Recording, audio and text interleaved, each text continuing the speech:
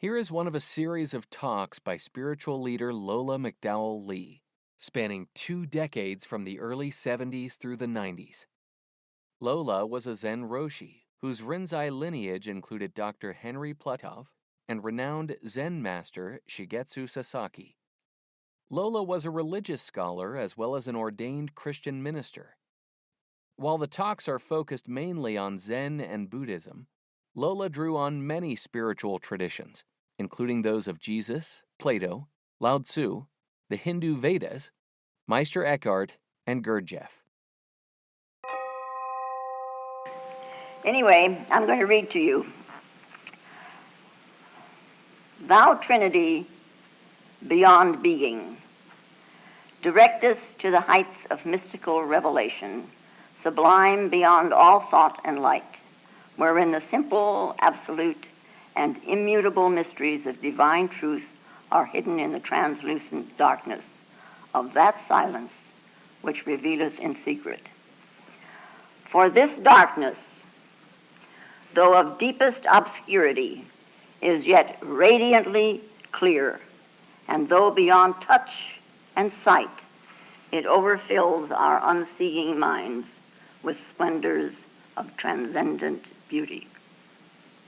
This is my prayer. As for you, beloved Timothy, exerting yourself sincerely in mystical contemplation, quit the senses, the workings of the intellect, and all that may be sensed and known, and all that is not, and that is. For by this you may unknowingly attain, insofar as it is possible, to the oneness of Him who is beyond all being and knowledge. Thus, through indomitable, absolute, and pure detachment of yourself from all things, you will be lifted up to that radiance of the divine darkness which is beyond being, surpassing all and free from all. Free from all. That's the beginning of the Theologia Mystica, or the Mystica Theologia.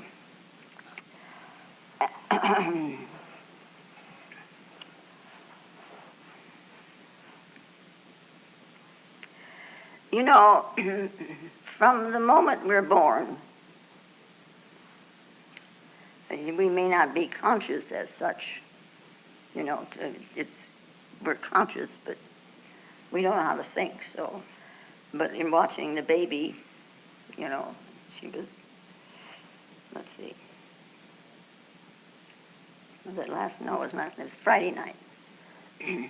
And they were trying very hard to give her some water because she was getting a little jaundice because she wouldn't eat and she wouldn't drink any water. So here's David, big David, you know, little bundle, and trying to get her with this bottle, you know, trying to get her. And she, I'm not going to have any water. And she almost said it, you know, and stubborn as all get out, already, and she can't even think. She can be a handful. Yeah. But, you know, because we arrive in this world with some difficulty, some more, some less, and we come from this place where it's dark and it's comfortable, it's warm, we're fed, we don't have to do a thing. We never have to learn to think. We don't have to do anything, just be there. And now, okay, we're out in this world and suddenly it's not dark anymore, it's light out there. And they pick us up. You know, it's the first thing that happens. We get picked up, and already we have fear. We're going to be dropped. They don't even know, they can't think that they're up in the air and off the ground, but it's there immediately. So we all get a little bit skitzed right away. A little bit. Skosh. Little bit skitzed. See? And then on top of that, you see, as we go along, we've got 2 eyes and 2 ears and 2 nostrils and 2 hands, and we, you know, we come to believe in 2. And some people have diplopia, you know, their eyes get a little funny every now and then, and they see 2. They're looking at a person across the street, and all of a sudden it's two persons. So, it's just like the little story of the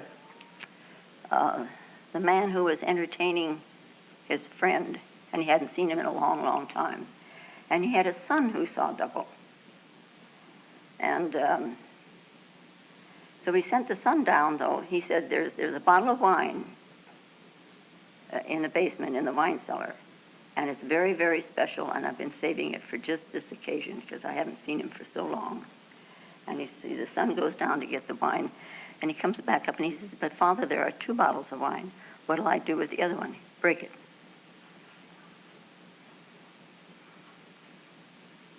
And then there were none. It happens to people.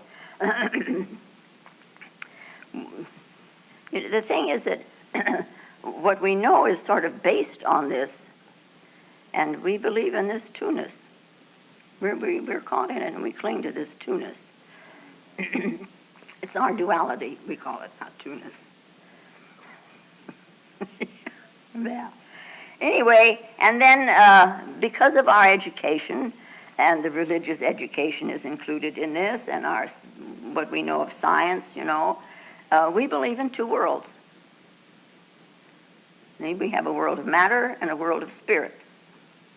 And we hope that this world of spirit is where we're going to reside someday. We keep this out there as a golden ring. And we keep these 2 worlds as far apart as possible. The spirit aspect is certainly never to know what this matter aspect is all about. It wouldn't understand, or it wouldn't understand me, what I'm doing with it. Keep them apart. What's going on here is secret, and what's going on over there is secret from me, but I'm going to find it out someday, but I will leave all this secret behind, if you understand what I mean. We have then outer matter, and we have inner spirit, and we have body and soul. We have a lower and a higher world, and we have the separation then, because of this lower and higher. So we have a separation between sin and virtue.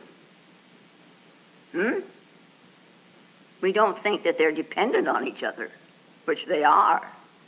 We think of them as separate. Over here is sin, and over here is virtue. But you can't have this without this, and you can't have this without this. We think 2. There's a separation between a sinner and a saint. He does this, he's no good. He does this, he's fine. And therefore we plow through the whole thing all the time wanting our own way, which we don't even understand. We're divided, and sometimes we're so fragmented that it's almost a miracle that we manage to keep ourselves together. Yeah. What we need to do is to get beyond this division. We need to reach the one, sometimes called unity, one, which is neither this nor that, neither man nor woman. And that one, or that unity, has been called by the mystics various names. It's been called God, it's been called truth, it's been called moksha, it's been called nirvana, it's been called the absolute, the dharma, the Tao, it's the one with 99 names.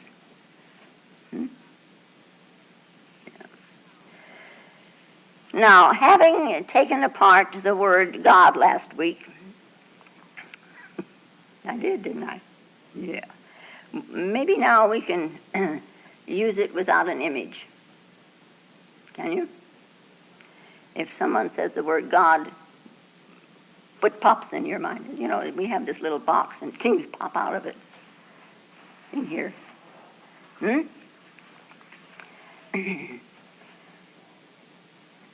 So, somebody says God. What happened in there? What popped up? Watch your mind. Don't look at me. You're looking at something in there. You know, your mind is supposed to be somewhat trained. After all, you have sat for a little while, sitting for meditation. So you're supposed to be somewhat trained in watching your mind. And then, you know, being trained to watch it, you can also be somewhat in control of it. Yeah.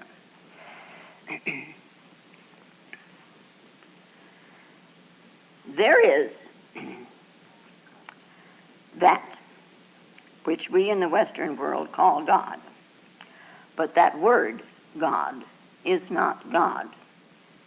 And the picture or the image that you carry in your head is not God. So God is, well, we don't know what. No. Until you know God is an unknown. And we don't have to pretend over that. I don't know. If you pretend, you're not ever going to get close.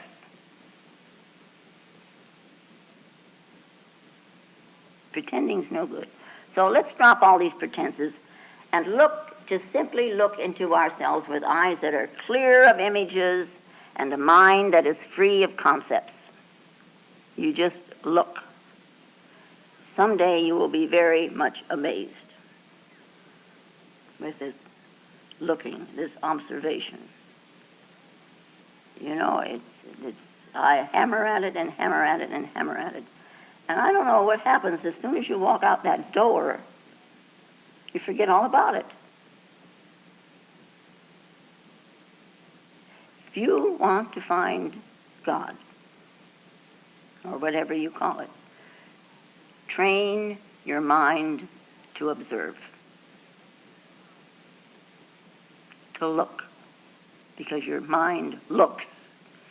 And then there's something in the mind, the eye of mind, that can look in another direction.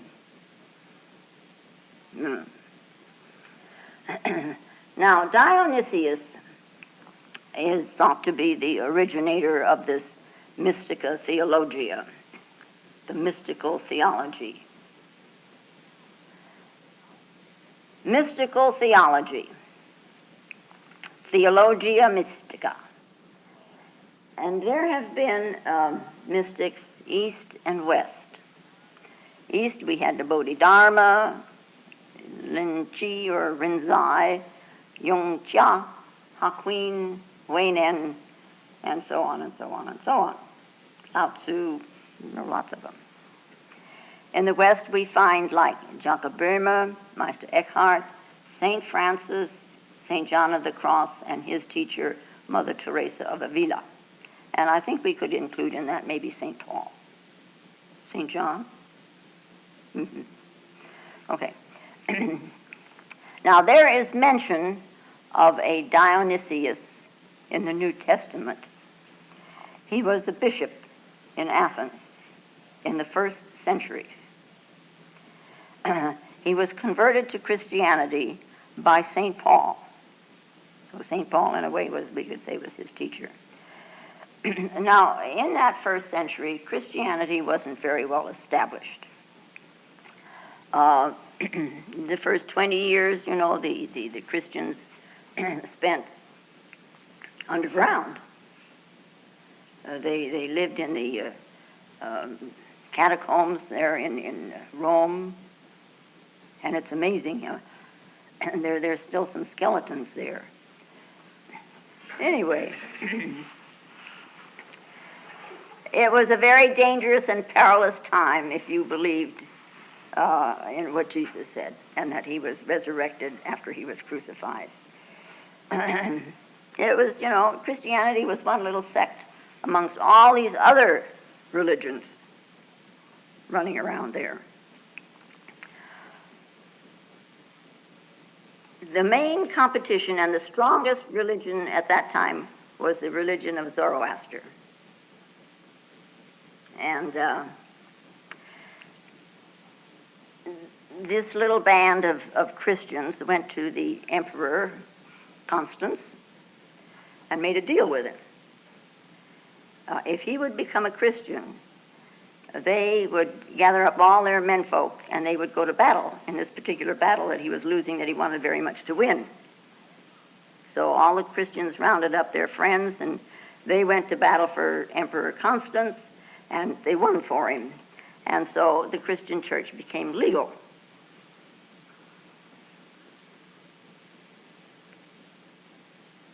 Dionysius became the bishop of Athens. Here now we have a mystic within the church. And these writings of his, and he has written several books.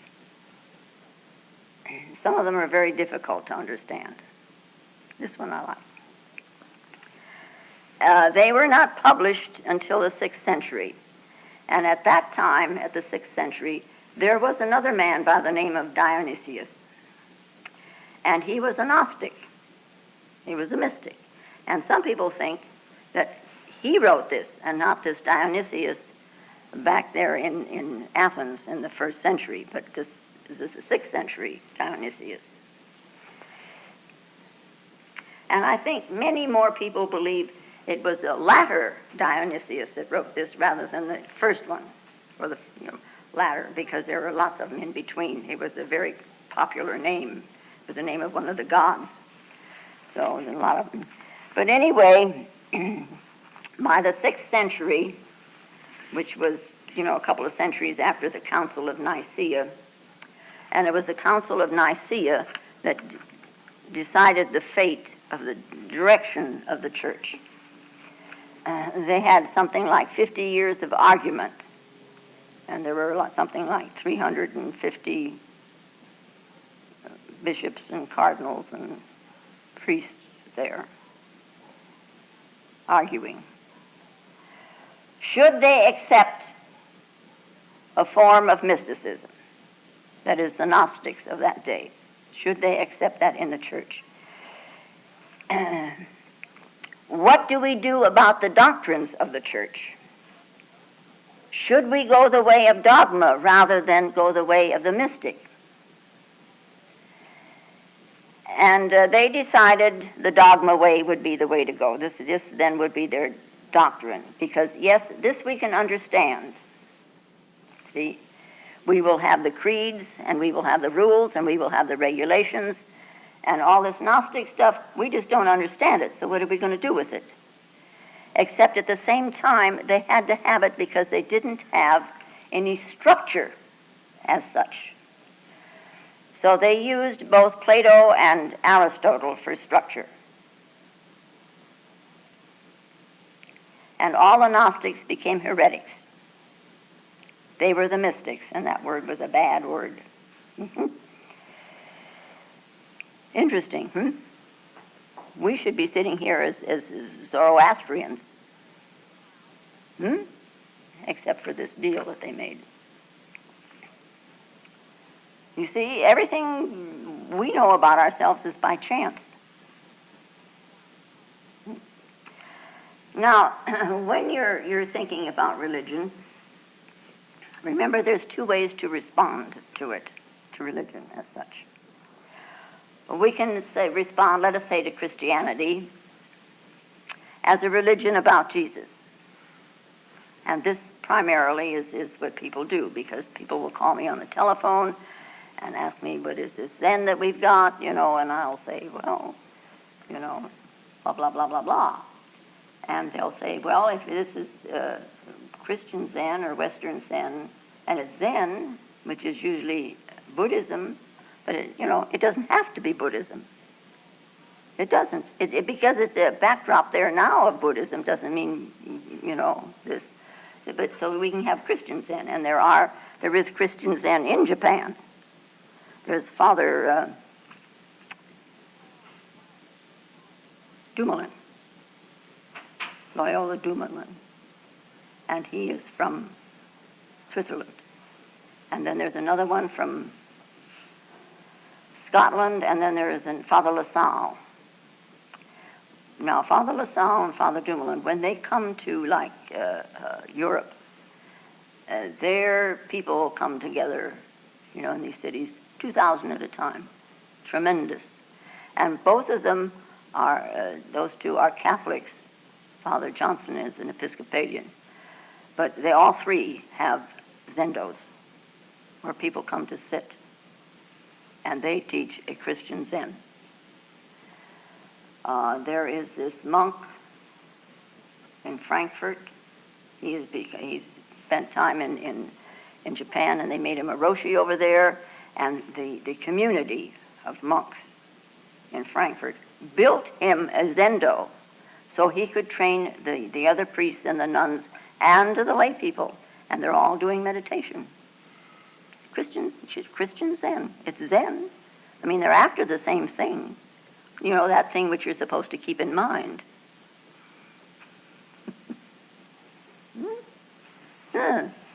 Anyway, we can respond to religion as if it were a religion about Jesus, because that's pretty much what it is. It's about him.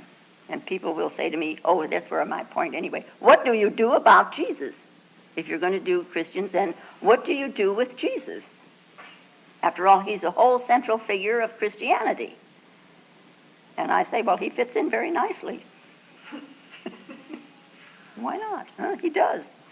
Now, about Christianity is about Jesus because of this Nicene Council. And it sort of misses something,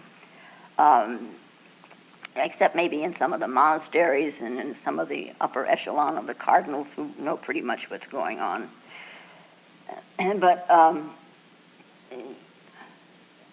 Jacob Needleman wrote a book called Lost Christianity, and in it he explains what we have lost in Christianity, and it's a very good book to read.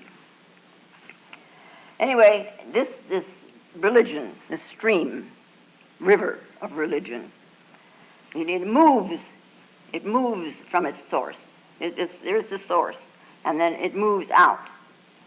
And the more it moves out, the more we find morals given, ethics given. Okay? And we find less and less talk of the mystical, less and less talk that you can know, that it's not just about. It's of. You should know. Now, Buddhism, in a way, has this problem also, but they have less of it. I mean, their teachers are pretty well trained. One can study Buddhism as a religion about Buddha. Or you can look at it from a point of view that you are Buddha nature, and you're going to wake up one day and be a Buddha. The only thing is you have to work so you can prove this, that you are the Buddha nature. And looking at Buddhism and the East, we find that there are many, many who have done just that. And looking at Christianity, we find a few. And the few that did are called heretics. Like Meister Eckhart was excommunicated. It's too bad, huh? These mystics.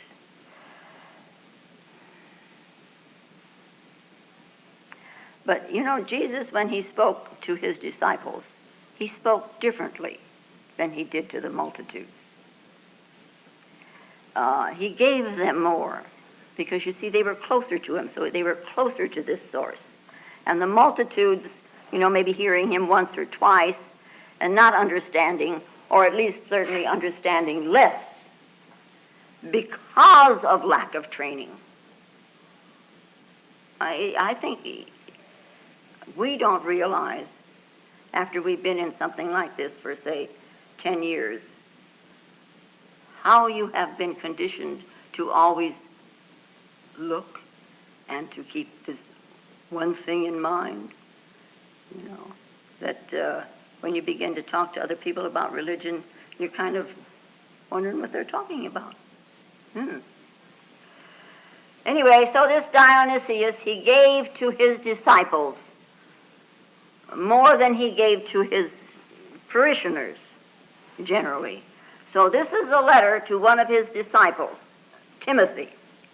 My dear Timothy. And Timothy he's a disciple, so he has had some discipline. He's disciplined to observe. And he's disciplined, so that some mind training is in there. Some understanding is with him. And he trusts. A disciple like Timothy trusts. He trusts beyond any arguing with his teacher, with the master. That mysteries, these profound mysteries of the depths, they cannot be argued about. You can't go into a book and look up truth. It's an impossibility. And then turn around and try to argue right and wrong. You see, this is the two-ness right away again. There are no proofs for truth, except finally what you see and have validated. So then you find it in your heart, and you find your trust. And you should trust your teacher at least this much, to allow him or her to hold your hand, to allow him to take you to the window and say, look. If you argue about the window, and if you argue about the scene, the sky and the flowers and the trees and all existence, there is no way, and there is no one that can help you. There is no one that you will believe then that can say there is a truth to be discovered. There is a truth to be discovered, that we live in a mystery of mysteries, and that mystery can be experienced. That your heart, can open when you see this, and it can pour out in this love of this mystery. And not only that, but it answers, and it fills your heart again.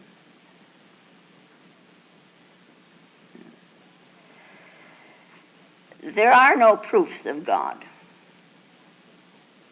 You can maybe convince yourself and, so on and so on, but actually there are no proofs of God running around here. I mean, you can't look it up in a book, and it doesn't come in a tape, and, somebody else can't tell you that. You can convince yourself there is God, or you can unconvince yourself. And it's certainly not a question of convincing somebody else, because this is not a conversion to a certain ideology. It is simply an overpowering love affair. Yeah. Now, if you come across a person such as this Dionysius, the very presence of the man is enough. It's kind of a proof that there are many more things in life that we have ever dreamed of. Yeah. Religion is supposed to enhance your life. It enriches not only your life, but your being. It creates many possibilities for you. And it gives a kind of an elan, an elation, elan vital, as Bergson put it. After all, Jesus did say, rejoice, rejoice. I say to you, rejoice. You're living. You're adventuring. You're experimenting. You're looking for this unknown with great vitality, great spirit. You are looking.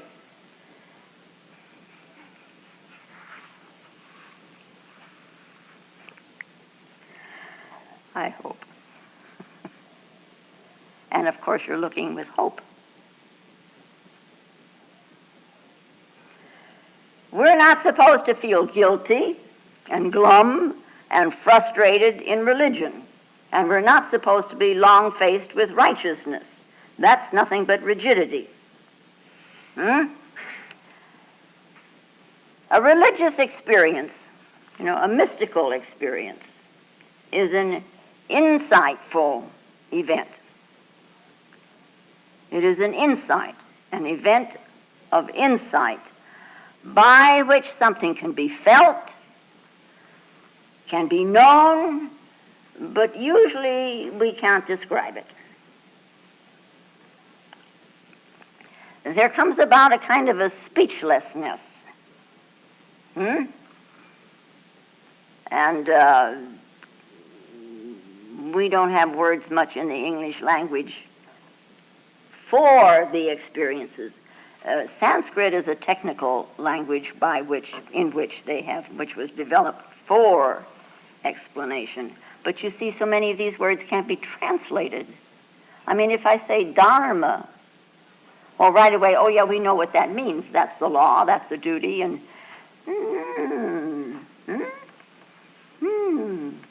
maybe not. Maybe it's something more than that. But there's something more that cannot be translated. When you have the experience of seeing the Dharma, and then you'll know what Dharma is. Yeah. So without these words and being in the state, there is a kind of an innocence. There's a kind of a naivete. There's a guilelessness.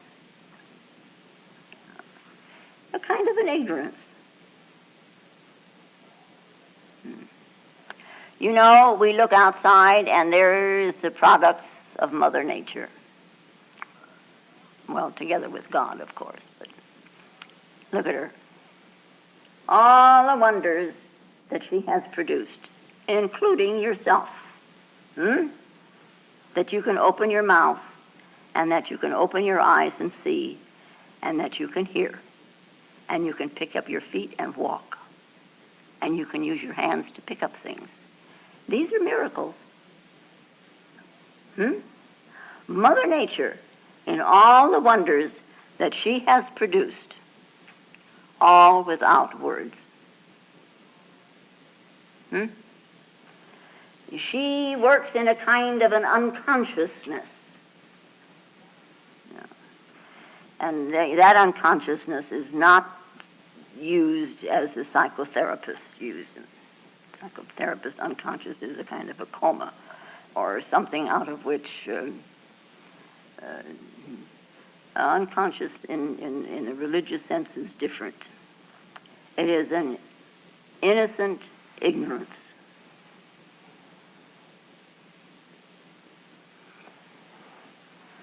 And I don't know how one can explain this ignorance or this innocence.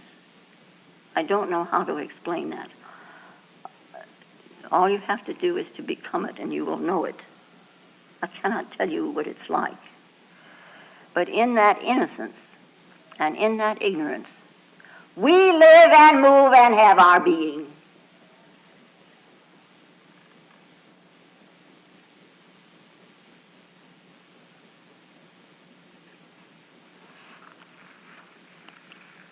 Yeah. Dionysius, though, he had a word for this ignorant innocence. He called it agnosia. Yeah? Gnosis. It's a Greek for knowing. And so from this we have the atheist who says there is no God. Yeah. And when he says there is no God, he says it as if he knows that there is no God. There's no question mark in it at all. He knows there is no God. This is the way he talks, as if he knows. As if he had explored the whole universe and, no reality, other than, and he has come to know that there is no God. Yeah. This is the declaration of his knowledge So we could say his knowledge is his knowing. This is the declaration of his knowing, his gnosis. Yeah. Atheist. A theist, from the word theos, which is God, and a is the negation thereof, just like in Sanskrit. Yeah. Then the theist says, there is a God, there is God. And he says it as if he knows. Yeah. As if he has just met him. As if he has attained. As if he had arrived to this ultimate. And God was there and, shook his hand. Yeah. That's his gnosis. That's his knowledge. Theism is the belief that God is immanent, that is within all this, and also transcends all this. That's theism. Deism is that God is transcendent and has nothing to do with the creatures here, with his figment of imagination. Not concerned with his creatures at all. He's out there. And then, of course, pantheism is that all is God. And the church frowns upon pantheism. God is immanent and God is transcendent. So agnosia, agnostic. Bertrand Russell said he was an agnostic. Yeah, is a skeptical one. Agnosia. Yeah. I don't know. Just I don't know. It's not this way and it's not that way. I'm ignorant. Now, to keep this ignorance, I don't know, to keep this ignorance and this not knowing, while you are looking,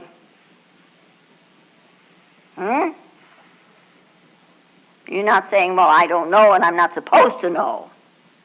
This has been, some people have said that to me, you're not supposed to know God. It's terrible what you're doing. A lot of kind of people out there. And they say there is no way to know. One is not supposed to shut the door. At least if you're not going to do anything about it, at least keep the door open. And keep him in mind.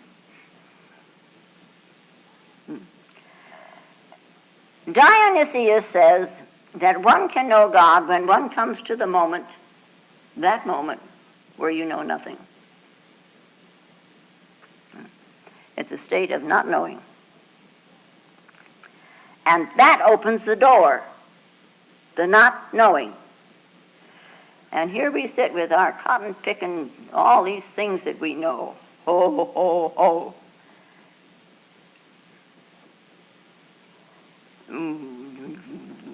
Yongchia, or as we call him, EQ. He said, you cannot grasp it. You cannot get rid of it. And not being able to get it, you get it. When you are silent, it speaks. And when you speak, it is silent. See, this is our confusion. This is our dilemma. We expect it to answer us just like we're talking to him. No. Now, agnosia, this not knowing, this open door, meditation allows you to enter that state. Agnosia allows you, if you're doing it properly, to unburden this mountainous load of conditioning. It helps you to unlearn.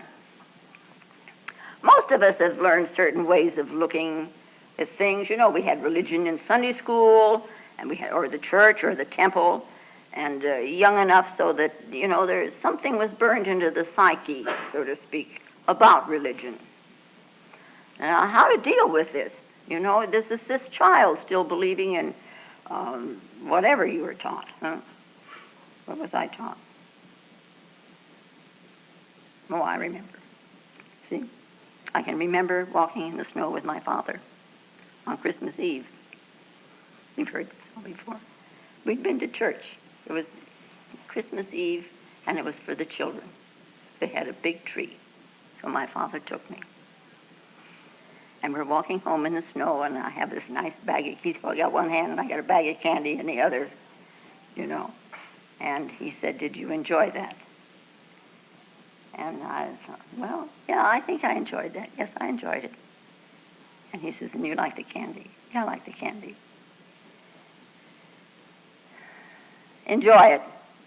It's the only thing you're going to get out of going to church.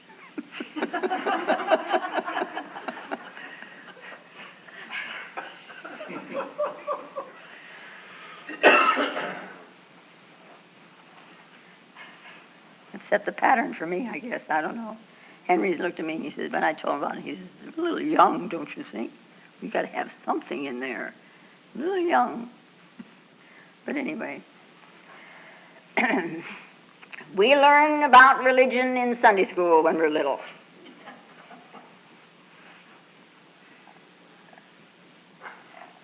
And, you know, some words come up, it pops up in the mind.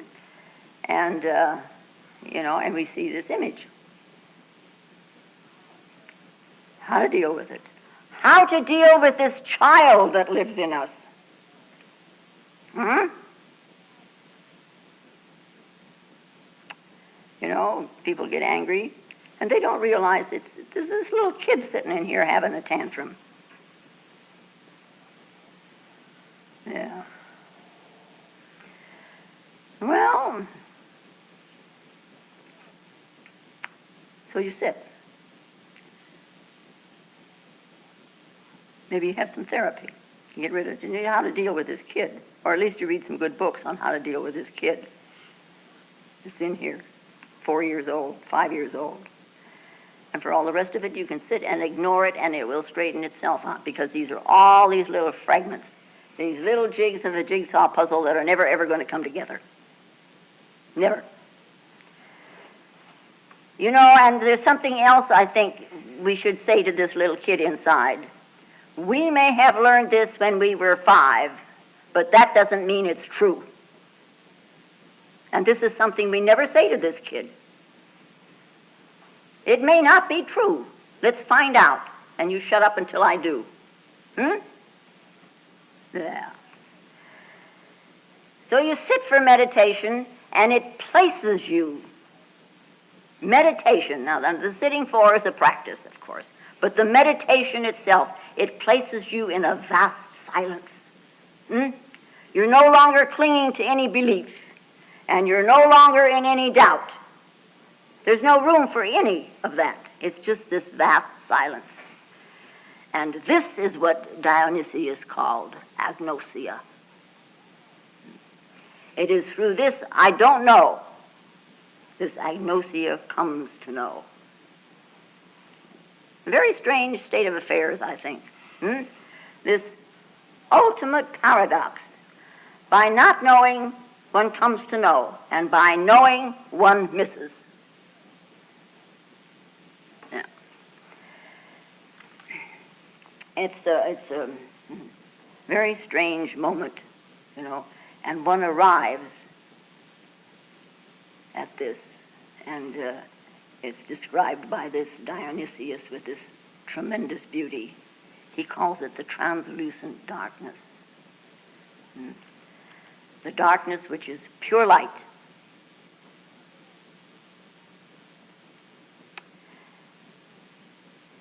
There's a book, and I think the name of it is The Gathering of the Birds, or The Conference of the Birds, or The Garden of the Birds, or something like that. It's a Sufi book. It's about birds. And there is one particular bird, and he's very smart, and he is a lapwing bird, whatever that is. I was going to look it up before I came, but I didn't have time. Anyway, but all the birds come to this conference, this convention, you know, and they gather around this lapwing, and they ask him about the road that leads to the hidden palace. And so he describes the journey for them, and the valleys that one must go through. And the first valley is the valley of the quest. one searches. One must strive before anything can be known. One must strive before anything can happen. One must put forth some effort. We may be unique, each and every one of us, but there is not a one of us that is so special that heaven should drop into our lap just because we want it. Now, this is not even 2 years old, it's less.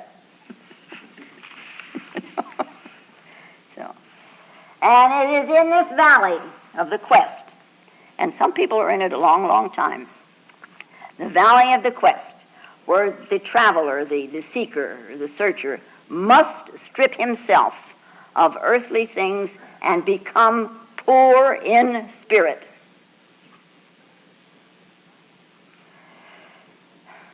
Right? We keep harping on this. What is this poor in spirit? What is this poverty? What is this poverty? The poor in spirit. Dante's Purgatorio describes this, that part of his poem. The purification and the self-stripping, which no mystic system is without. Then when we've gone through that, there is, about the end of it, here comes this ray of light. And it touches you, and it brings you out of the valley of the quest into the valley of love. And this is Dante's earthly paradise, the beginning of illumination. Then we come from that, we go through that, we're on this, the Bible calls it the glassy sea. We come to the valley of knowing, or the valley of enlightenment. And we're here now is the mystery of being is revealed. And then God is seen in all things, It is He that has gone abroad. All this is for the habitation by the Lord. Then you begin to see what is going on. You have this sight, see. Then we go through the valley of detachment, they call it, in which one is utterly absorbed in the divine. And this then leads to the valley of unity.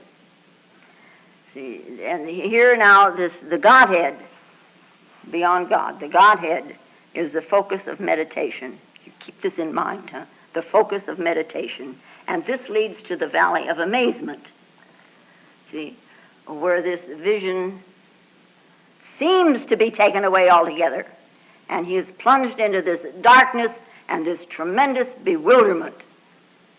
And this is the state which Dionysius and the medieval mystics call the divine dark, the cloud of unknowing.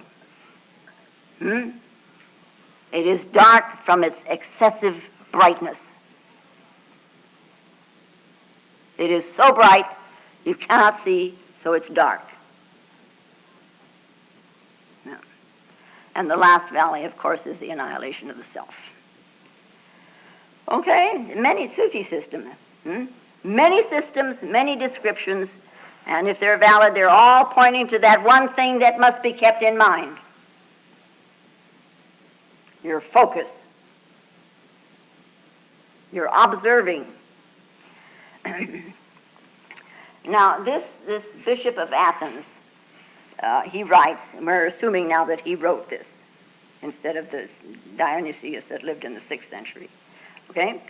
And he uses, of course, Christian terminology. It was come to the place where it was a little difficult to do anything else. And he starts out, "Thou Trinity beyond being, direct us to the height of mystical revelation, sublime beyond all thought and light, wherein the simple, absolute, and immutable mysteries of divine truth are hidden in the translucent darkness of that silence, which silence revealeth in secret." For this darkness, though of deepest obscurity, is yet radiantly clear. Excuse me. And though beyond touch and sight, it overfills our unseeing minds with splendors of transcendent beauty. really, and whoever translated it did a marvelous job.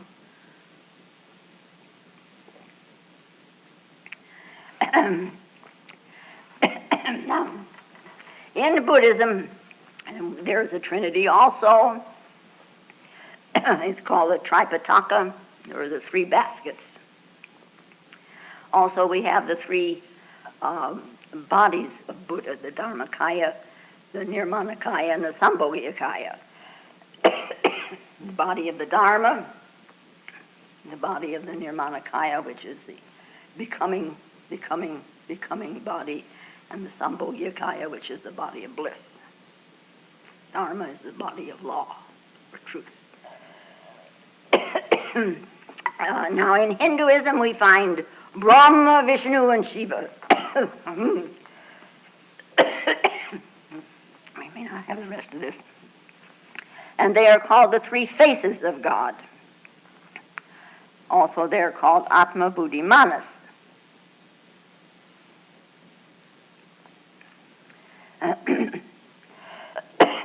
The self and the knowing and the mind. Atma, Buddhi, Manas. In Christianity, we also find this Trinity, and they're thought of as three persons, the three persons of God. So we have God the Father, God the Son, and God the Holy Spirit. Three persons in one. And they're thought of as persons, as beings.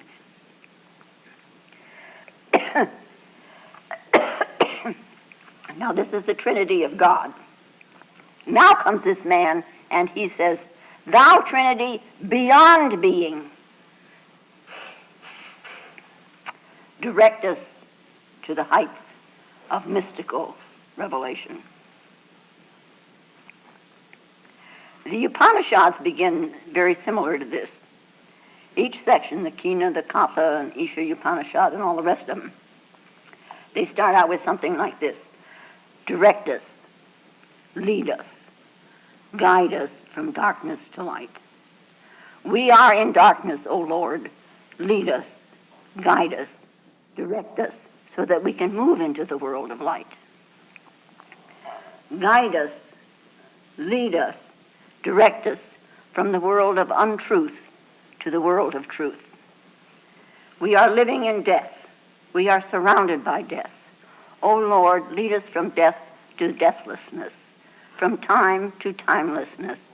Lead us to eternal immortality. They all begin with something like that, which is, their supplication, their prayer. And generally we have a notion that prayer must be directed to someone, namely to God or to Jesus or St. Jude or Christopher or St. Andrews. I don't know what he does. St. Paul, one of the saints. And we pray, please help me through this turmoil. I will make amends. I will change myself. Just help me through this thing. Something like that. And then we find also, and we sometimes add this on, I of myself can do nothing. I of myself can do nothing. The Father worketh hitherto, and I work. Well, prayer has some good points. We sit for meditation here, and it sort of takes the place of prayer, except you get into a dilemma, and all of a sudden this wells up in you. And yet, look at yourself when this wells up.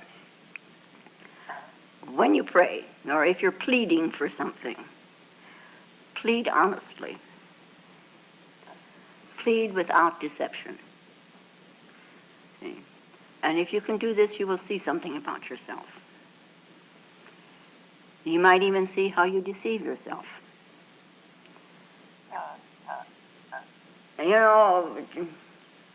Once upon a time, I was 18. And I had gotten myself into kind of a mess. And so I prayed. And in my prayer, just please, whoever's out there, listen, get me out of this mess. I promise this, and I promise that, and I promise I'll never do this thing again. Just get me out of this. And as soon as I thought that, it really brought me up short. Really. I knew I was lying. And what's the point of praying with a lie? By my very nature, I would do that thing again. So, what's the good of asking God to help me if, it's my nature, I'm going to do this thing. So I went out and helped myself. And it turned out all right. After all. Things work out, usually, if you make an effort or if you don't make an effort, because everything is changing. So things work out. The only thing you really have to make an effort for, of course, is to earn a living, so you can stick around. And you got to stick around because you got to make an effort for this thing that you're holding in here, in your mind, this focus, this meditation. Prayer has the significance. You just remember, it doesn't change God or change the one you're praying to. Even St. Jude doesn't even change him one iota. No. God is immutable. He doesn't change at all, so you can't change him. But what is significant about it is that it changes you. When one has this prayer, you're just not repeating words. You're in trouble and you need help, and this rises in you and you plead. When you're doing that, you become humble. There's a humility about it, and you are at that moment ready to surrender. In this particular instance, all of a sudden you accept your not knowing. You accept this agnosia.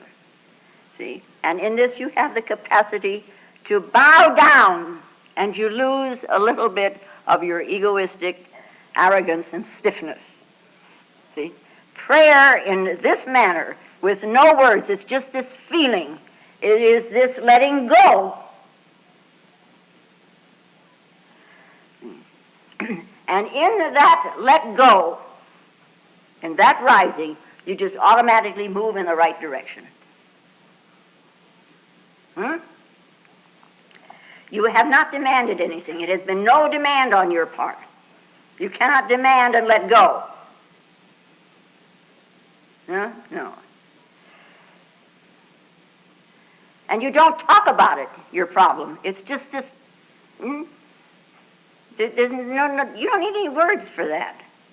I of myself can do nothing. This, you don't talk about it. And there's no need to shout about it. It's like this great Indian mystic, Kabir. He was walking down the street early one morning and he passed a mosque. And the priest was up there shouting his morning prayers, shouting loud. Everybody on the block could hear him. So Kabir went in and he shook him. And he asked him, "What are you doing? Do you think your God is deaf? Why do you shout? Just a whisper is going to do it. In fact, there's no need even to whisper. An attitude is enough." That's the thing. Maybe that's what I mean by prayer, is this attitude which turns me in the right direction. This attitude of, I don't know, this agnosia, and I don't know, and it just, what are you going to say about it? You can't say anything, really, but it moves you in the right way. And then he says, direct us to the heights of mystical revelation, sublime beyond all thought and light. Now, we have been told often enough that the thinking mind cannot go beyond the known. It may wonder, and it may question, and it chews things around and spits them out again and finds that it really didn't have an answer.